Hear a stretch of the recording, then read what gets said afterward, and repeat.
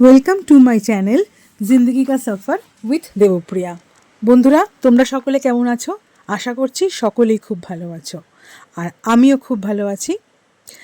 আজকে আমি চলে এসেছি তোমাদের সকলের সাথে শেয়ার করতে আমার সোলো ট্রাভেল ডায়েরিজ ডিসেম্বর 2025-এর ডে 2 পার্ট 1 নিয়ে। আজকের সকালটা খুব তাড়াতাড়ি ঘুম থেকে ওঠার পরেই খুব সুন্দর করে শুরু হয়েছিল। Good morning.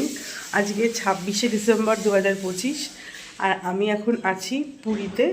জাজেস কোর্ট নামে একটা স্টে আমি বুকিং করেছি, খুবই ভালো লাগছে। তো এখন আমার ব্রেকফাস্ট, দেখো ব্রেকফাস্ট রেডি আছে। কী কী আছে ব্রেকফাস্টে দেখিয়ে দিই। এটা হচ্ছে পরোটা, আলু পরোটা, বিশেষ বড় বড় আলু পরোটা, আর সঙ্গে আছে টক দই, আর আছে হলো আচ্ছা এই রয়েছে, আর এখানে রয়েছে চা। তো আমি এখন আর জল, তো বুঝতেই পারছো যে খুব ভালো লাগছে। তো আমি এখন ব্রেকফাস্ট করব, তারপরে তোমাদের সাথে কথা বলছি, কারণ কি বেরোবো সেই জন্য। আর এখন বাজে হচ্ছে 8:30।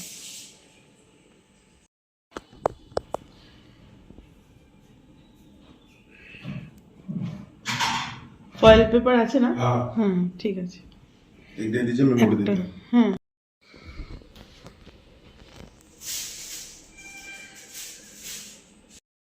হ্যালো, তো আমি রেডি হয়েছি। আমি রেডি হয়ে এবার বেরিয়ে পড়েছি। আচ্ছা, এই যে আমার পাশে হোটেলটা, এটা হচ্ছে প্রাইড অনন্যা, এখানকার বড় ল্যান্ডমার্ক হচ্ছে প্রাইড অনন্যা। আর সামনে হচ্ছে পার্ক বলে একটা হোটেল আছে। তো চলো, এখন আমি যাচ্ছি বাস স্ট্যান্ডে যাব। বাস স্ট্যান্ডে গিয়ে, আর এখানে দেখো একটা পুরোনো বাড়ি আছে, জমিদার বাড়ির মতো, অনেক বড় পুরোনো জিনিস, খুবই সুন্দর। তো আজকে আমি একটা ছোট দুল পরেছি, একটা এই কালারটাকে কি বলে জানি না, ব্লু আর গ্রিন মেশানো একটা কালার, তার একটা সালোয়ার সেট পরেছি। এই জামাগুলো খুব সুন্দর লাগে, আমার বড়বাজার থেকে নেওয়া। চলো আমি এখন যাচ্ছি, কথা বলছি।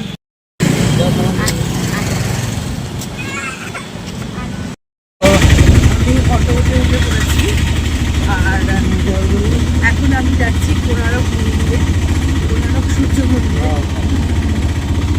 তো চলো, আর তার সঙ্গে যাবো হলো আরও কিছু জায়গায় যাবো, চন্দ্রভাগা বিচ আর রামচন্ডী মায়ের মন্দির। আর পিকনিক গ্রামে যাওয়ার ইচ্ছা আছে, দেখছি যদি এগুলো হয়ে যায় তাহলে যাবো। কারণ কোণারক যেদিকে, পিকনিক গ্রাম তার উল্টো দিকে।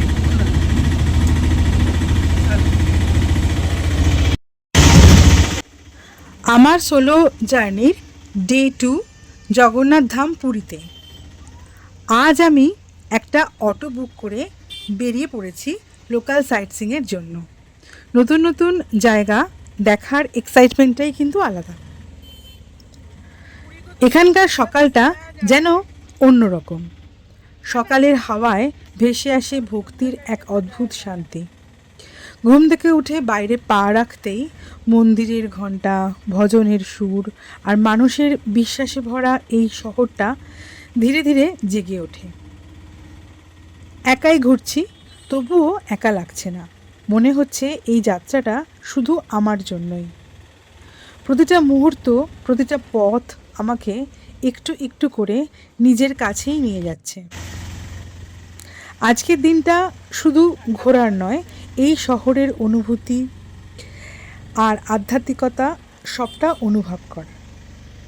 আর এটাই তো আমার ডে 2 এর শুরু।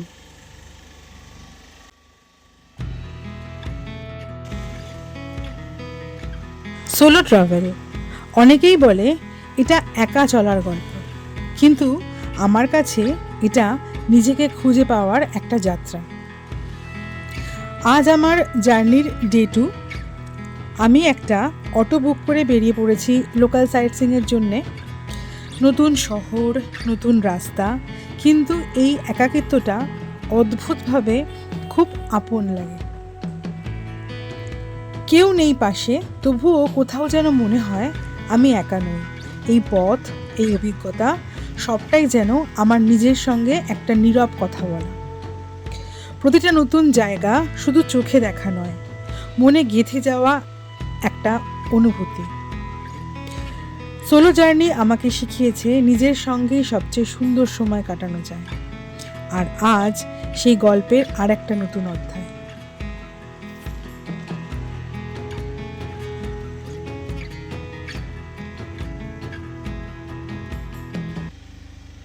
এটা হলো দেও নদী, ভারতের উড়িষ্যা রাজ্যের একটি ছোট কিন্তু গুরুত্বপূর্ণ নদী।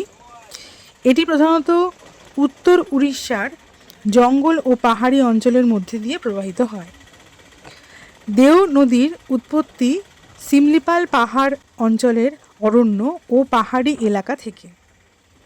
এখান থেকে এটি ধীরে ধীরে সমতল ভূমির দিকে নেমে আসে এবং বিভিন্ন ছোট ছোট উপনদী যুক্ত হয়ে নদীটি বড় হয়। এই নদীটি মূলত ময়ূরভঞ্জ জেলা অঞ্চলের মধ্যে দিয়ে প্রবাহিত হয়। নদীর আশেপাশে বনাঞ্চল, বন্যপ্রাণী এবং আদিবাসী বসতি দেখা যায়। এটি স্থানীয় পরিবেশের জন্য খুবই গুরুত্বপূর্ণ। কৃষি, দেও নদীর জল স্থানীয় কৃষিকাজে ব্যবহৃত হয়। নদী এবং এর তীরবর্তী অঞ্চল বহু প্রজাতির প্রাণী ও উদ্ভিদদের আবাসস্থল। আশেপাশে গ্রামগুলির মানুষ এই নদীর উপর নির্ভরশীল। দেও নদী বড় কোনো প্রধান নদী না হলেও এটি প্রাকৃতিক সৌন্দর্য ও পরিবেশগত দিক থেকে গুরুত্বপূর্ণ। বর্ষাকালে নদীর জলপ্রবাহ অনেক বেড়ে যায় এবং আশেপাশের এলাকা সবুজে ভরে ওঠে।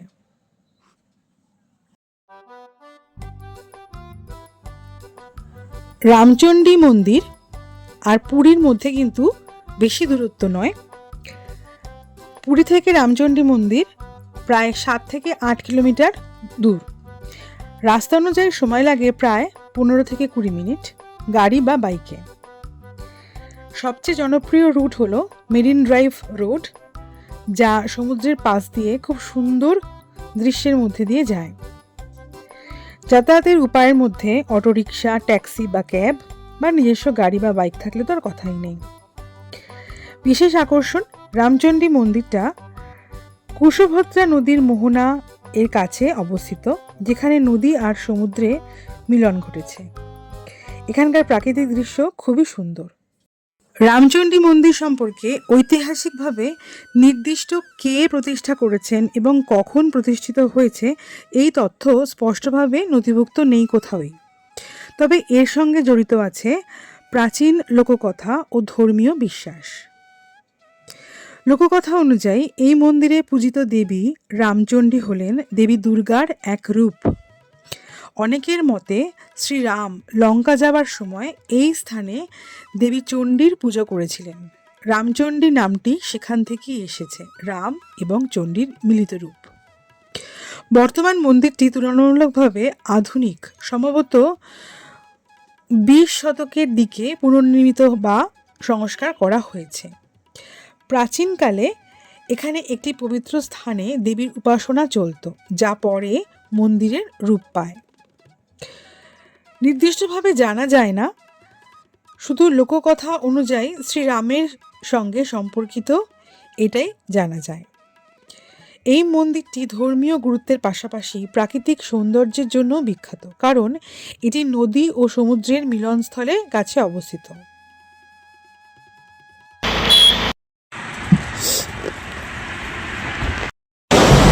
জায়গাটা খুব সুন্দর। দেখো, এটা পুরো বড় একটা হাইওয়ে। আমি তো একদম পুরো লন্ড হয়ে গেছে।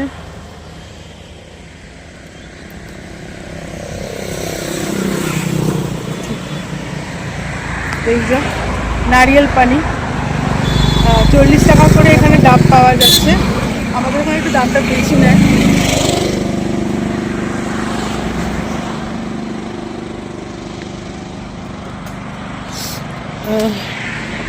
জায়গাটা ভীষণই সুন্দর আর প্রচুর লোকজন এসছে, টুরিস্ট এসছে।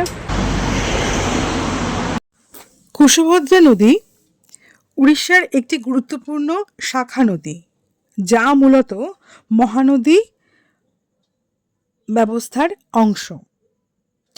কুশভদ্রা নদীর উৎপত্তি হয়েছে মহানদী থেকে।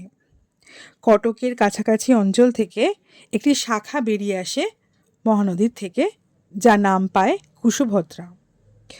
এটি পূর্ব দিক থেকে প্রবাহিত হয়ে পুরী জেলার মধ্যে দিয়ে প্রবাহিত হয়েছে। শেষে নদীটি বঙ্গোপসাগরে পতিত হয়।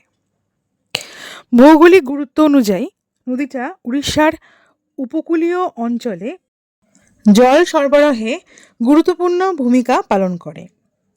এর তীরবর্তী এলাকায় কৃষি, বিশেষ করে ধান চাষ ব্যাপকভাবে হয়ে থাকে। নদীর চারপাশে অনেক গ্রাম ও জনবসতি গড়ে উঠেছে। নদীর মোহনায় অবস্থিত রামচণ্ডী মন্দির একটি বিখ্যাত তীর্থস্থান। এখানে নদী ও সমুদ্রের মিলনস্থল খুব সুন্দর দৃশ্য তৈরি করে, যা পর্যটকদের আকর্ষণ করে। কুশভদ্রা নদী উপকূলীয় বাস্তুতন্ত্রের অংশ, যেখানে বিভিন্ন মাছ, পাখি ও জলজ প্রাণী দেখা যায়। বর্ষাকালে নদীর জলপ্রবাহ বেড়ে যায় এবং আশেপাশের অঞ্চল সবুজে ভরে ওঠে। কুশভদ্রা নদী বড় নদী না হলেও উড়িষ্যার উপকূলীয় জীবন, কৃষি ও ধর্মীয় সংস্কৃতির সঙ্গে গভীরভাবে যুক্ত। আমি বহু বছর ধরে পুরীতে আসছি। ছোটবেলার স্মৃতি, সমুদ্রের গর্জন, জগন্নাথ দেবের মহিমা সব কিছুই আমার কাছে খুবই আপন। কিন্তু এতবার আসার পরেও একটা আক্ষেপ রয়ে গেছে আজও। কখনো দেখা হয়ে ওঠেনি দেও নদী, কুশভদ্রার মোহনা কিংবা রামচণ্ডী মন্দির। এইবারে এই সোলো ট্রাভেলে এসে আমার সেই আশা কিন্তু পূরণ হচ্ছে।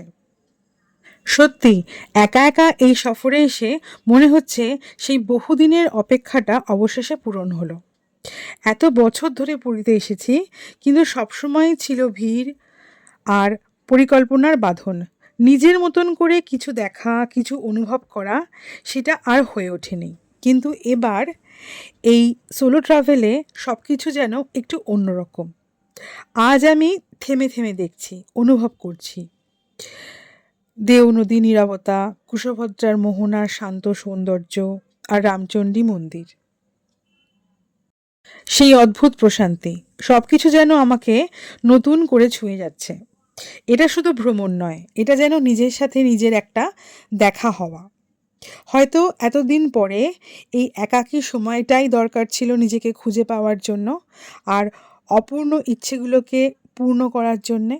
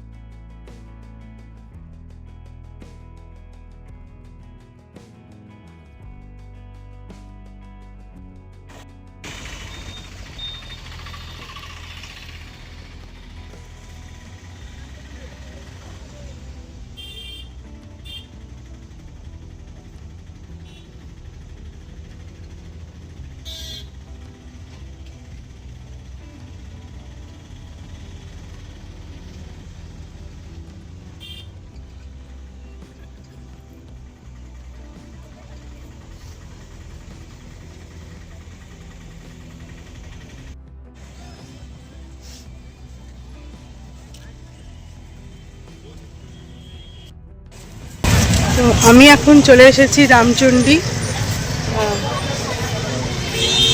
দেবীর মন্দির। চলো তাহলে যাই।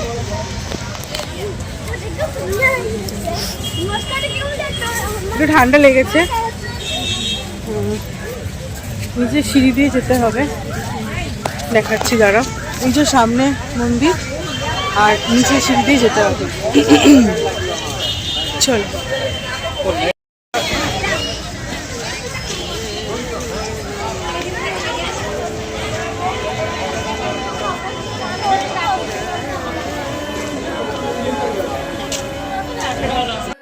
তো জুতো খুলে যেতে হবে,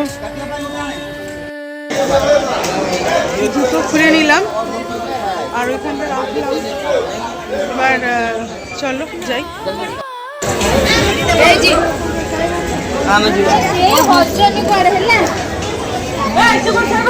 দেখো এখানে পুজোর ডালা পাওয়া যাচ্ছে।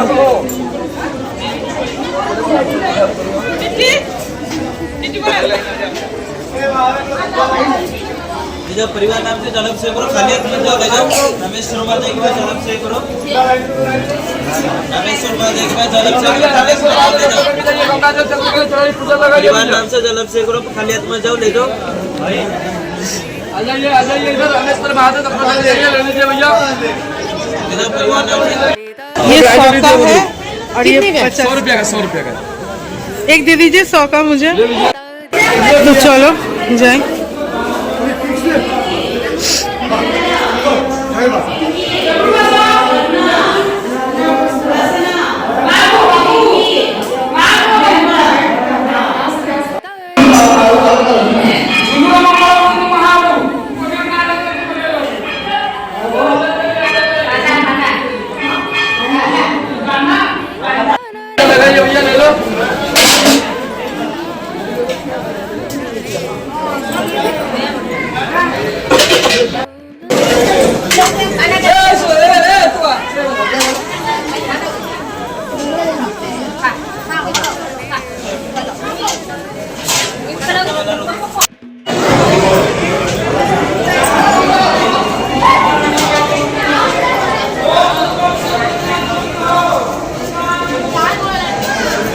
पैसा आपका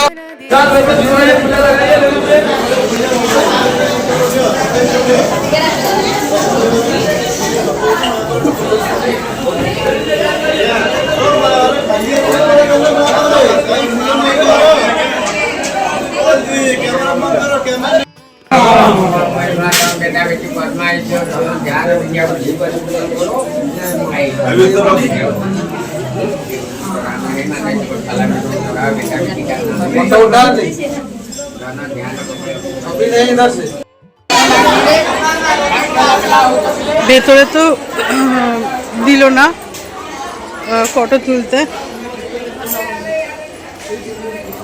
তো এই হচ্ছে ঠাকুরের মন্দির, মায়ের মন্দির। একটুখানি হাতটা ধুয়ে নিই।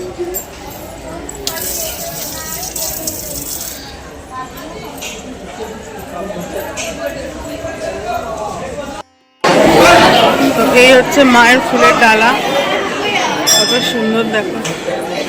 কত লাইন লেগে গেছে, কিন্তু আমি যখন এলাম তখন কিন্তু লাইন এত লাগেনি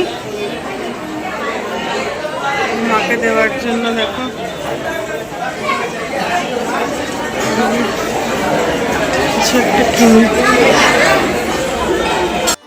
রামচণ্ডী মায়ের এখানে দর্শন করলাম আর ফুল দিলাম, আর এখানে যে শিব ঠাকুর আছেন সেখানে জলাভিষেক করলাম, বেশ ভালো লাগলো। এবার একটুখানি যাব হচ্ছে আমরা চন্দ্রভাগা বিচের দিকে। তাহলে চলো এই দিকটা কি আছে একবার দেখে নিই। চলো। তো দেখো এখানে ये नदी है, क्या नाम है नदी का? कुशभद्रा। अच्छा, তো কুশভদ্রা নদী আছে এখানে। চলো কুশভদ্রা নদী দেখি। এই হচ্ছে কুশভদ্রা নদী। বাহ, খুব সুন্দর, অপূর্ব সুন্দর কুশভদ্রা নদীতে। আবার এখানে ফ্যামিলি বোট আছে, বোট সার্ভিস আছে। দেখো আচ্ছা বলি গেছে উমর নেই যা এখানে বসে সময় কাটানোও যায়। আর ওই পাশটা হচ্ছে সমুদ্র, এই পাশটা হচ্ছে কুশভদ্রা নদী, আর ওই পাশটা হচ্ছে সমুদ্র।